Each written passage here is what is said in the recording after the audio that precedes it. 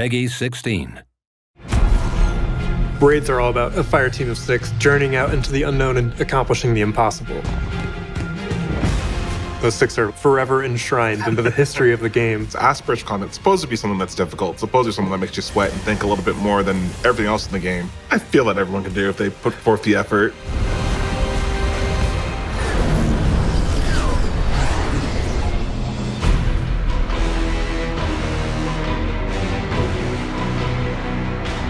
The theme of Root of Nightmares is all about balance, and internally the codename was Raid Harmony, specifically for that reason. So it's all about using both light and dark, and we wanted to really make that shine through the encounter mechanics. In order to progress forward, you don't need just light or just dark. You need to work them and mesh them together in order to get through everything. You've arrived. Good. The environment of the raid is really exciting. It's like something we've never seen before. It's a pyramid environment with a lot of beauty in it. This raid was all about terraforming. With this one, we wanted to do something a little bit different and have you revisit the same space but evolve it over time with that terraforming theme. What you're trying to do is journey through this ever-shifting realm of the Witness's Pyramid after it's been terraformed by the blast of the Traveler. Our whole process starts off with a huge brainstorming session. Everyone that's a part of Raids and Dungeons gets to join it. As that develops, we get core ideas of what we want to pull out, and then from there, designers come in and pick up the idea. So like Skizzen was a big one. For that encounter, we developed jump pads that you can shoot and launch as your character across the arena, and we're like, oh, that's really fun. After some testing where people died a bunch. Only a few times. Only a dozen or so. Twice. It's fine.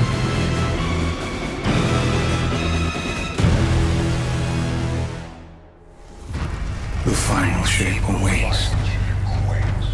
Your fear brings you pain. We know pain.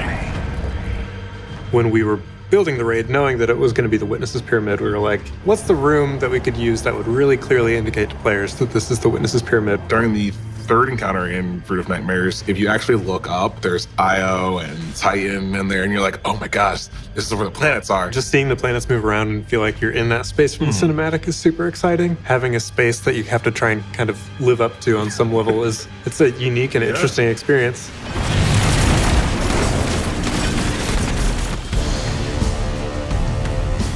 We want to pay off big story threads. Like that's one of the things that is really critical for us on Raids and Dungeons is having a boss that you're excited about wanting to kill them because you know who they are, you know what they've been doing. Nezarec, he whispers to people in your brain. It's not a thing that you like other people to be in. On Neomuna, there's the CloudNet. All the citizens who are in there, they're sort of getting their brains infected by his whispers. Free me. You can't really interact with him when he's in this non-physical body. And so you need to go through and bring that body back into existence so that way you can finally stop him from terrorizing those citizens. Nezarec is sort of like, this father of nightmares. He's got these horns that are reminiscent of the exotic helmet. He's got spikes all over his body. It's got like these animal patterns on it. I want to experience this world with my new perspective. He's broken up into a bunch of pieces and he's dead, but he gets revived using the Traveler's Light. So he becomes half nightmare, pyramid sort of creature, half light. When you see something in front of you in the game, and then it looks angry, and it has a beast, kind of like animal sense to it, and it moves, you want to get out of the way. The Raid Exotic is a shotgun. It's this double-barrel shotgun that's like flaming on one side and there's ice coming out on the other. And I was like, whoa. And I had people and friends in tests that like aren't even involved in raids. I'm like, yo, you gotta check this out. It feels so unreal in the best way, blending both light and darkness. It will fire first its stasis shot, and then it will fire its solar shot. Very opposite ends of the spectrum, both dark and cold. Right, the other being light and hot. Something about wielding that just in a quick 1-2 kind of sets my brain alight, and also plays very nicely with the themes of the raid. I cannot wait to use it. You can assume it drops. I just have to get it first.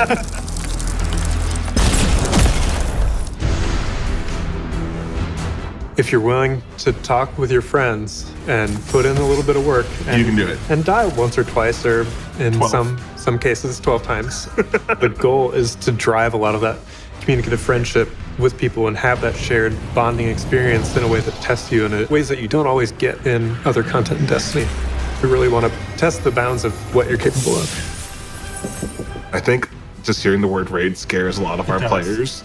And I always tell people, I'm like, we're doing something that's fun, that's a little bit more difficult than you're used to, but still a ton of fun.